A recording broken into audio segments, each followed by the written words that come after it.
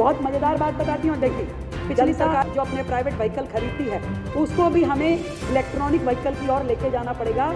वायु प्रदूषण को कम करने की दिशा में पूरी दिल्ली एक मुश्त एक साथ होकर के खड़ी हो।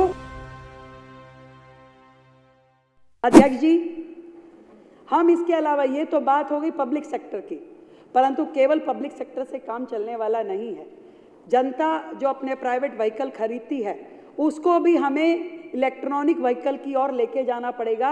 इसके लिए सरकार की ओर से इलेक्ट्रॉनिक व्हीकल पॉलिसी बनाई जाएगी जिसमें अधिक से अधिक प्रोत्साहन जो है जनता को दिया जाएगा ताकि वो लोग इलेक्ट्रॉनिक व्हीकल लें, उसका उपयोग करें और इस पूरे के पूरे वायु प्रदूषण को कम करने की दिशा में पूरी दिल्ली एक मुश्त एक साथ होकर के खड़ी हो।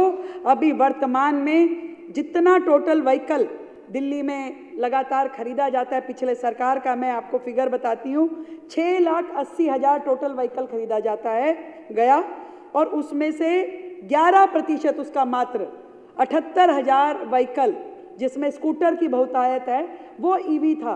तो हम चाहेंगे कि जनता इस और प्रोत्साहित हो कि अधिक से अधिक इलेक्ट्रॉनिक व्हीकल वो ले और उनका इस्तेमाल करे। ये हमारे एजेंडा में है।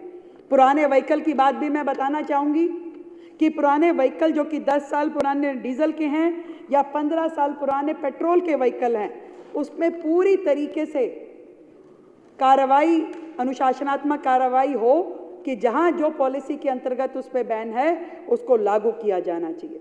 बहुत मज़ेदार बात बताती हूँ अध्यक्ष जी, पिछली सरकार की मॉनिटरिंग की कैपेसिटीज़ कि एक बस यदि ब्रेकडाउन हो गई, किसी सड़क के कोने में खराब हो गई, वो थी नांगलोई की बस और साउथ दिल्ली में चल रही है, साउथ दिल्ली में खराब हो गई तो खड़ी रहती थी वो बस कि नांगलोई से ही कोई बस ठीक करने के लिए आएगा और तब वो बस ठीक होगी और फिर जाकर, क्योंकि तब तक ट्रैफिक कंजेशन, तब तक पॉल्यूशन, हर पूरी वो असुविधा जनता को होती थी जिसकी और किसी का ध्यान नहीं था।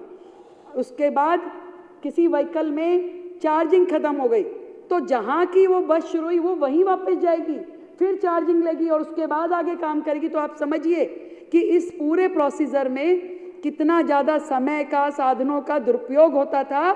इन सारे छोटे छोटे पॉइंट्स को वर्तमान की सरकार कैटरिंग करेगी और जहाँ पे है इनके लिए समाधान देगी कि भाई अगर आपको बस ठीक करने के लिए जो कर्मचारी है वो आपको इमीडिएट जो लोकल आपका बस डिपो है अगर वहीं से आता है तो उसमें क्या दिक्कत है। अगर आपको बिल्कुल नज़दीक के स्टेशन से, नज़दीक के डिपो से चार्जिंग मिल जाती है तो आप क्यों नहीं लेंगे उसको। ऐसे छोटे से छोटा और बड़े से बड़ा कारण जो कि प्रदूषण से जुड़ा हुआ है उन सब को सरकार ध्यान में करके काम करने वाली है।